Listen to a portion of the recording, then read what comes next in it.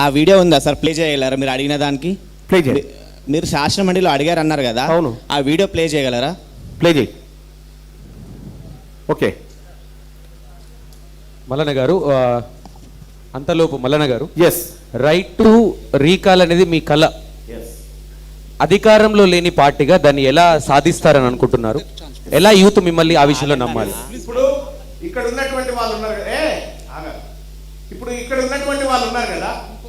ఉన్నటువంటి వాళ్ళు ఉన్నారు కదా, తీన్మార్ మల్లన్న 2 సంవత్సరాలు అయింది ఎమ్మెల్సీగా గెలిచిన తర్వాత.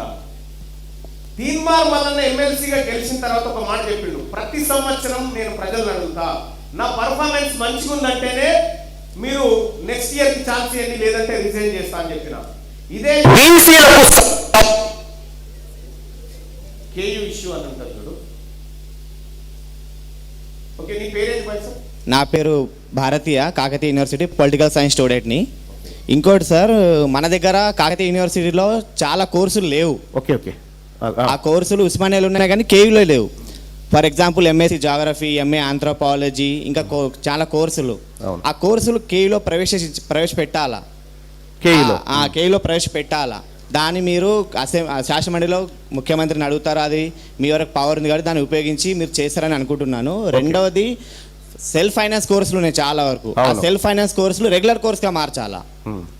రెండోది స్పోర్ట్స్, అసలు కేయూలో స్పోర్ట్స్ అసలు ఏం లేనే లేదు, శూన్యం. ఇది వాస్తవం. ఎందుకంటే ఇదే కాకతీయ యూనివర్సిటీలో నేను బీపీడీ చదువుకున్నా, బ్యాచిలర్ ఆఫ్ ఫిజికల్ ఎడ్యుకేషన్ ఇక్కడే చదువుకున్నా.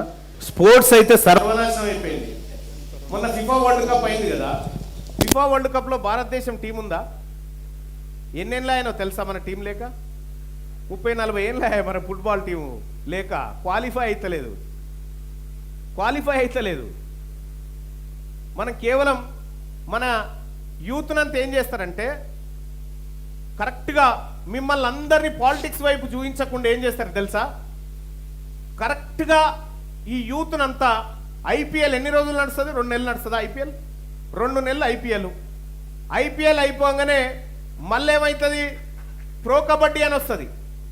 ప్రో కబడ్డీ అయిపోయిన తర్వాత గణేష్ పండుగ, మళ్ళీ 1 నెల రోజులు మనం గణపతులను పెట్టుకోవాలి, భజనలు చేయాలి, గణపతుల దగ్గర ఉండాలి. అదే అయిపోగానే దుర్గామాత, అదే అయిపోగానే అయ్యప్ప మాలలు. అదంతా మనకి ఇదే అయిపోయి రాజకీయాలు ఎందుకు చూస్తాం మనం? ఆ పరిస్థితి లేకుండే కాకతీయ యూనివర్సిటీలో ప్రతి సభ ప్రారంభానికి ముందు నేను ఒక సమూహాన్ని ఖచ్చితంగా కలిసి వాళ్ళ సమస్యలు ఏందో విని సభ ముందుకు తీసుకుపోతా. కాకతీయ యూనివర్సిటీలో ఆ తమ్ముళ్ళు పాపం వాళ్ళందరూ కూడా చాలా సమస్యలు నా దృష్టికి తీసుకొచ్చినారు. నేను సభ ముందు పెడితే అందులో ఏ ఒక్క ప్రశ్నకు ఇప్పటిదాకా ఈ ప్రభుత్వం సమాధానం చెప్పలే. ప్రభుత్వం.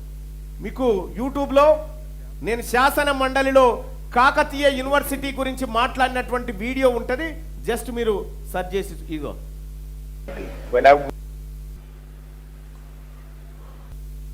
మీరు చూడాలనుకుంది ఇదేనా? The other day, when I went to Kakatiya University, I sat all the staff and students of Kakatiya University in the auditorium. మొన్న మేము కాకతీయ యూనివర్సిటీకి పోయినటువంటి సందర్భంలో కాకతీయ యూనివర్సిటీలో ఉన్నటువంటి సిబ్బందిని, విద్యార్థులను అందరినీ కూడా ఆ ఆడిటోరియంలో కూర్చోబెట్టి వారి సమస్యలు ఏంటి అనేది నేను పోయి అడిగితే, సార్ కాకతీయ యూనివర్సిటీలో contract, part time, out sourcing అనేటువంటి రకరకాల టీచింగ్, నాన్ టీచింగ్ స్టాఫ్ ఉన్నారు సార్. వాళ్ళ సమస్యలు మాత్రం ఇప్పటి వరకు ఏ ఒక్కటి కూడా గట్టెక్కిన పరిస్థితి లేదు సార్. అక్కడ అవుట్ సోర్సింగ్ వాళ్ళు, పార్ట్ టైం వాళ్ళు కనీసం కాంట్రాక్ట్ లో కన్నా మమ్మల్ని తీసుకోండి అని చెప్పి